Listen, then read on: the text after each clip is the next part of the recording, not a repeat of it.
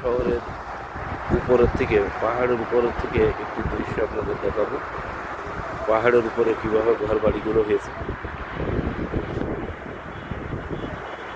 পাহাড়ের উপরে ঘর বাড়ি, পাহাড়ের উপর দিয়ে রাস্তা, কত সুন্দর দৃশ্য। আল্লাহর কি সৃষ্টি দেখেন, চারিদিকে শুধু পাহাড় আর পাহাড়।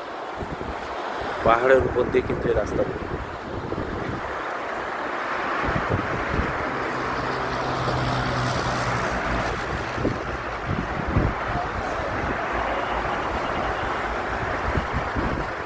পাহাড়ের উপর দিয়ে রাস্তাগুলো।